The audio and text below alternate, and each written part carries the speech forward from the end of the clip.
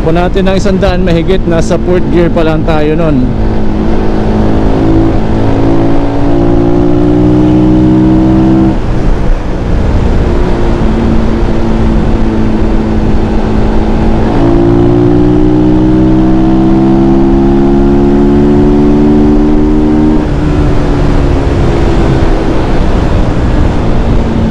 So babalik na po tayo kasi ito po ay sibit lamang natin nilang, no?